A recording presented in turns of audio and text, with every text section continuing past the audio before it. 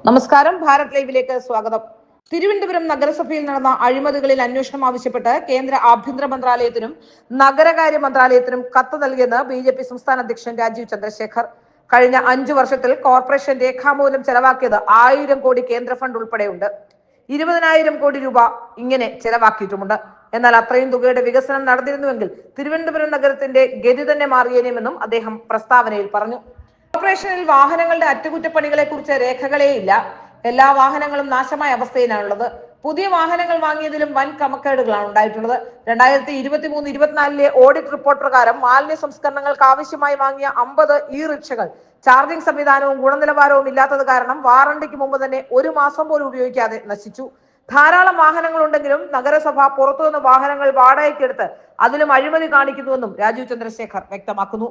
മത്സ്യത്തൊഴിലാളി മേഖലയിലെ കുട്ടികൾക്ക് നൽകാനായി 1629 ലാപ്ടോപ്പുകൾ 5 കോടിയിൽ പരം രൂപയ്ക്ക് വാങ്ങിയിട്ടുണ്ടെന്നും അത് ആ മേഖലയിലെ കുട്ടികൾക്ക് കൊടുത്തതായി രേഖകളില്ലെന്നും 2.21 കോടി രൂപ ചിലവാക്കി തെരുവു നായ്കളെ വന്ധീകരിച്ചു എന്ന് രേഖയുണ്ടാക്കിയത് പച്ചക്കള്ളമാണെന്നും സ്മാർട്ട് സിറ്റി പദ്ധതിയുടെ 100 കോടി ഉപയോഗിച്ച് സർക്കാർ ഓഫീസുകളിൽ സോളാർ ഊർജ്ജ പദ്ധതി നടപ്പിലാക്കാൻ 5 കോടിക്ക് മുകളിലുള്ള പദ്ധതി നടപ്പാൻ യോഗ്യതയില്ലാത്ത അനർട്ടിനെ ഉപയോഗിച്ച് അതിലൂടെ പാർട്ടിക്കാർക്ക് ഉപകരാറുകൾ നൽകി ക്രമക്കേടും അഴിമതിയും നടത്തിയെന്നും പദ്ധതി അവതാളത്തിലാക്കിയെന്നും രാജീവ് ചന്ദ്രശേഖർ ആരോപിക്കുന്നു.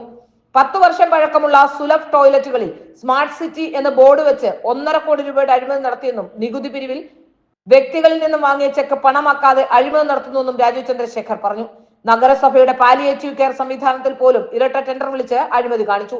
പട്ടികജാതി വിഭാഗങ്ങൾക്ക് വേണ്ടി ചിലവഴിച്ചത് അനുവദിച്ചതിന്റെ 2% തുക മാത്രമാണെന്നും സ്കൂളുകളിൽ മൾട്ടിമീഡിയ സ്ഥാപിക്കുന്നതിനാൽ കോടികളുടെ ക്രമക്കേടും മാനസിക വൈകല്യമുള്ള കുട്ടികൾക്കായുള്ള പദ്ധതിയിൽ പോലും 30 ലക്ഷത്തിന്റെ ക്രമക്കേടും നടന്നുവെന്നും രാജീവ് ചന്ദ്രശേഖർ വ്യക്തമാക്കുന്നു. പേരൂർക്കട വാർഡിൽ ഇല്ലാത്ത നീന്തൽക്കുളത്തിന്റെ പേരിൽ 1,40,00,000 രൂപയും തീരെ ശാസ്ത്രീയമല്ലാതെ നിർമ്മിച്ച തമ്പാനൂരിലെ പാർക്കിംഗ് പ്ലാസയുടെ പേരിലും വൻ തട്ടിപ്പുകൾ നടത്തിയ മേയറിനും കൂട്ടാളികൾക്കുമെതിരെ തെരഞ്ഞെടുപ്പ് കഴിഞ്ഞാലും ബി.ജെ.പിയുടെ പ്രതിരോധം തുടരുമെന്നും അഴിമതിരഹിത ഭരണം നടക്കുന്ന തിരുവനന്തപുരം നഗരസഭയാണ് ലക്ഷ്യമെന്നും രാജീവ് ചന്ദ്രശേഖർ പത്രസമ്മേളനത്തിൽ വ്യക്തമാക്കി. ബി.ജെ.പി. സംസ്ഥാന അധ്യക്ഷൻ കെ സോമൻ, ബി.ജെ.പി. സിറ്റി ജില്ലാ അധ്യക്ഷൻ കരമന ജയൻ, സംസ്ഥാന ജനറൽ സെക്രട്ടറി എസ് സുരേഷ്, സംസ്ഥാന സെക്രട്ടറി വി രാജേഷ് എന്നിവരും പത്രസമ്മേളനത്തിൽ പങ്കെടുത്തിരുന്നു.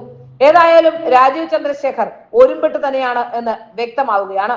2.21 കോടിക്ക് തെരുവു നായ്ക്കളെ വന്ധീകരിച്ചെന്ന രേഖയുണ്ടാക്കുകയും 10 വർഷം പഴക്കമുള്ള ടോയ്ലറ്റുകൾ സ്മാർട്ട് സിറ്റി ബോർഡ് സ്ഥാപിക്കുകയും ഒക്കെ ചെയ്തത് വലിയ അഴിമതി നടന്നു എന്നതിന്റെ സൂചകമായി തന്നെ കാണണം.